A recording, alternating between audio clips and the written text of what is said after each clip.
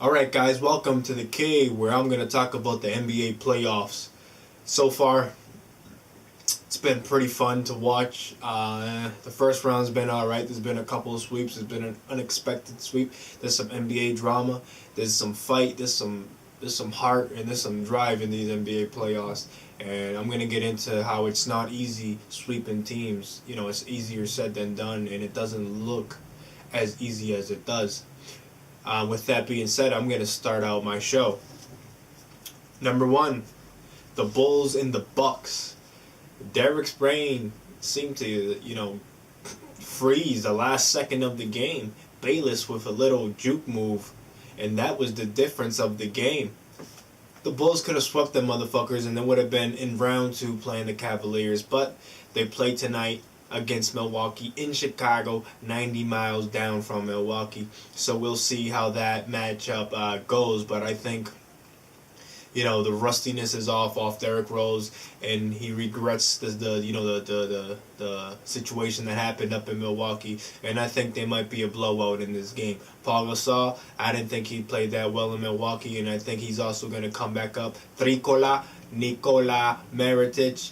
I think he's going to have a good game also. It was his first game back from the injury. They're playing in Chicago. The fans are behind their back. I mean, it's going to be packed with Milwaukee fans, but I think it's going to be a fun game to watch, and I think the Bulls get past them to play the Cavaliers in the second round. The Hawks and Nets. Now, I honestly thought the Hawks were going to sweep them. But looks like things have changed. Home courts, maybe it might be a home court advantage type of series, but who knows? Brook Lopez, Joe Johnson was terrible the last game, missing a lot of shots on Sunday, and but he still managed to put up 16 points. Williams, I don't know what the hell he's doing. Brook Lopez, he's playing good basketball. Another guy who's playing good basketball, one of my favorite players, is Thaddeus Young.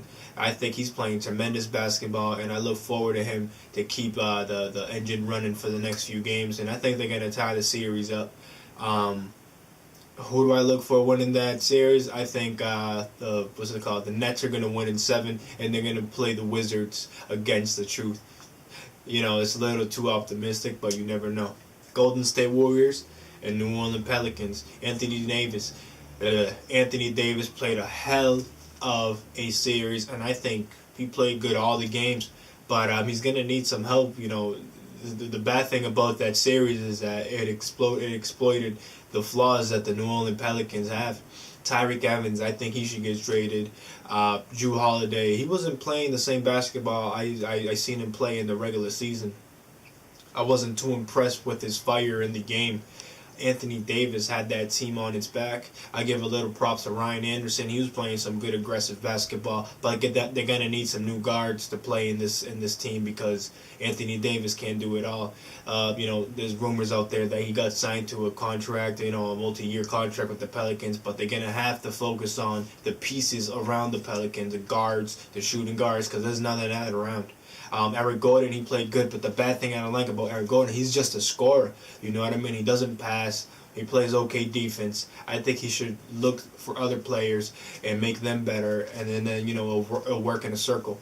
But the Warriors, they swept them, and they deserve to sweep them. Steph Curry, Klay Thompson, they're playing good basketball. Another guy, Andrew Bogut, he's playing good basketball. Not the Andrew Bogut I seen in the regular season. He's turned into the playoff Andrew Bogut, and I'm very impressed with what I'm seeing. He's getting a hell of rebounds. He's playing defense, and he's getting a few shots down the road, down the stretch. When the game gets busy. Otherwise, the bench for the Warriors are playing good. Leandro Barbosa, he's already in crunch mode. Iguodala, he's in crunch mode, and the other players that are playing from Draymond Green, come on. He could have been defensive player of the year, but I'll give it to Kawhi. But Draymond Green, man, he's playing a hell. He should be most improved or something, because he should get some type of award. But let's be real, he's probably focused on the real award. You know what I mean? He's probably like, you know what, Kawhi Leonard, you can have the defensive player of the year. I'm going for the ring. The Portland Blazers versus the Memphis Grizzlies. Okay, now this series really did surprise me because I thought Lillard, Aldridge, and I thought the rest of the crew, I thought they were going to turn it up for the series, and I thought it was going to be, I picked the Blazers in 6. because I thought they were going to come out in the playoffs, but it looks like things are not really going how I thought they were going to be. I mean, I'm not gonna say they're losing because of Wesley Matthews. I think they still would have lost all those games with him on the court. You know what I mean? The Memphis Grizzlies big man, Randolph, Gasol, and Green, and all those guys, those lengthy guys, they're playing good basketball, old school basketball, but it's doing their job. Mike Conley playing good basketball. Bino Udrih, who is a bulldog. He does not care what your name is. He's gonna go in there, he's gonna play ball, and he's gonna show out. Tony Allen, what can you say? He's playing defense. He's annoying. He's a pest, and he's gonna be. He's not gonna let you drive the ball by him. He's a hell of a defender, and I'm surprised he wasn't in the talking for Defensive Player of the Year. But I see Memphis Grizzlies sweeping out the Blazers and playing the Warriors in the second round, and that series is probably gonna go to 6 or 7 games. But Portland, you're done. You're done. You're cooked. You're smoked. You're blazed. You have been served, and you're done. The Clippers and the Spurs, the series is tied up 2-2. This no one knows who's driving this car. This car's everybody's in the back seat, but there's no driver. They're just waiting for the guy to come in and drive him to the house because there's nobody in the car driving. You know what I mean? The Spurs and the Clippers are in the trunk of the car, and there's nobody inside the car. Somebody has to get out the trunk and start driving this car because I don't know who's going to win this series. This series has been going back and forth all game, and I'm going to tell you right now, whoever wins Game 5 is winning the series, and that's that. They're going to close them out in Game 6. And this series is only going to go to 6 games. I don't think it's going to go to 7 games. It's going to go to 6 games. And, I think it's going to be a good matchup for whoever. Let's see the Clippers win. If the Clippers win and they play against the Rockets, I think the Clippers will take that game in 6. But this series it's going crazy. Shout out to Austin Rivers. I didn't expect him to do that last night, but he's stepping up. He's stepping up for his dad. And it's about time that I see some basketball out of that guy because honestly, I don't know what to label him as a player. I thought he was just, maybe like one of those D-League guys that are signed to a 10-day contract. I don't know what to label him as, but it's only one game. I'm not going to get all big-headed about it. But let's see how he does tomorrow, and we'll see more play from Austin Rivers. But I'm gonna go on a limb right here, and if it wasn't for Austin Rivers, I don't think that, I think the Spurs would have been up 3-1. And the Wizards, hey Drake, what happened? Huh? What happened to your Raptors? This is the second year in a row. Second year in a row. What am I saying? Second year in a row. Kyle Lowry, I don't know what the hell he's doing. He wasn't focused. He wasn't playing Kyle Lowry basketball I saw him play in the regular season. I mean, this guy is a bulldog. He takes really risky shots, and they go in. But in the playoffs, I didn't see none of that. You know what I mean? They call it Jurassic Park in Toronto, Jurassic Park. It looks like Barney's land, and that, the Raptors should be called the Barneys because they got swept, and they were looking like pussies. DeMar DeRozan, no, he played good basketball, but let's be real. They don't have no post players. They don't have no shooting guards. Lou Williams, he's a good player, but let's be real. Terrence Ross, he's looking scared out there. Patrick Patterson is looking scared out there. Amir Johnson, they're looking scared out there. The only guy that's not looking scared out there is DeMar DeRozan. And I'm not saying Kyle Lowry, you're looking scared, but you weren't focused. Something is going on in your house, in your life. Something is going on. You just weren't playing Kyle Lowry basketball, and that caused you guys a series. And I understand you were injured, but you had 2 games. You played 2 games, and you made some really, really tough, really decisions on taking some ridiculous shots, and I think you could have played better basketball, but I just don't like the way you played. Therefore, you got swept. You can't handle the truth. Can you? Second year in a row. Now the Paul Pierce and the Wizards are going on, and they might face the Hawks or the Nets.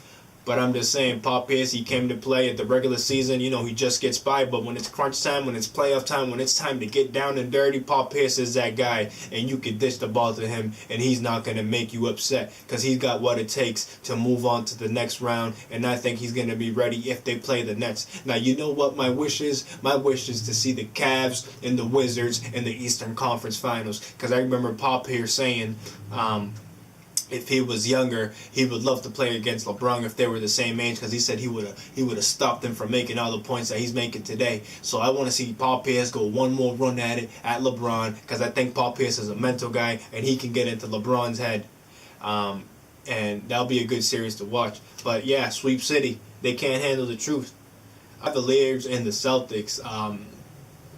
The Celtics, they played good basketball all 4 games. They played good They played basketball well enough to beat most teams in the league. I'm not gonna lie. They played good basketball to beat most teams in the league. But actually, I take not most teams, maybe half the teams. They played good basketball. But I don't know if you guys noticed this. Isaiah Thomas, Evan Turner, I feel like they were just playing to show off for LeBron. I feel like they were auditioning for LeBron so LeBron could recruit him to a team, or the Cavaliers next year. I just didn't feel like Isaiah Thomas and Evan Turner were focused on playing basketball. I feel like they were just showing off for LeBron. And that took the focus off the team, because Evan Turner and Isaiah Thomas are very 2 important pieces of the Boston Celtics, and they just weren't focused. And I just didn't see that. It was because, after Isaiah Thomas or Evan Turner would make a layup or a 3-pointer, just they look at LeBron a certain way, like, yeah, you watching me? Yeah, recruit me to your next team. I know you like me. I feel like they were kissing LeBron's ass, and they weren't focused on basketball. You know what I mean? And, that might have cost us a series, but let's be real, that didn't cost us a series. LeBron James is a fucking animal, and when LeBron James hit LeBron James mode, nothing is unstoppable. Another thing that we got to talk about, Jay Crowder, my favorite player. I say he's my top 10 favorite player. You want to know who my number 1 favorite player is? Michael Redd, but let's not get into that. Jay Crowder, what a hell of a fucking series did you have? I'm surprised Kendrick Perkins didn't get ejected. I mean, he's going to get fined. Maybe he might not get suspended, but I hope he does get suspended for that. I love you, Kendrick Perkins, and I'm sorry for what Danny Ainge did to you, trading you away. But come on, man. How you going to do that, on your own floor, on your old home floor, to Jay Crowder? I understand he said those things about the Cavaliers, that he's not intimidated by those players, but how you going to do that to a brother, man? How you gonna? That is disrespectful. Putting your finger on someone's head and pushing it away, I feel like is more disrespectful than slapping them or punching them in the face. Which is why Jay Crowder retaliated like that, because he was fuming. He was ready to bang out. For J.R. Smith, man, I don't give a fuck what he says. That shit was timed, man. He timed that so perfectly. He knew his head was gonna be right there, and he clocked him. Time was out in Jay Crowder's head. But let's be real, in this series, no love was lost. The Cavaliers, they still swept the Celtics. Oops, sorry, the love was lost. Kelly Olynyk in that play. I don't know what happened in that play, but I think it was just a normal play. It was a freak accident. Kelly Olynyk is not that type of player to make yank someone's arm out their socket. And I still think the Cavs are going to do good, but, Kelly Olynyk, he's not that type of guy to do something like that. Otherwise, for NBA matchups, I'll give you my predictions. The Cavaliers against the Bulls. Bulls are going to take them in 6. Wrap the Wizards and, you know what? I'll save that for another video, because I still got to wait for matchups. But anyways, this is The Cave.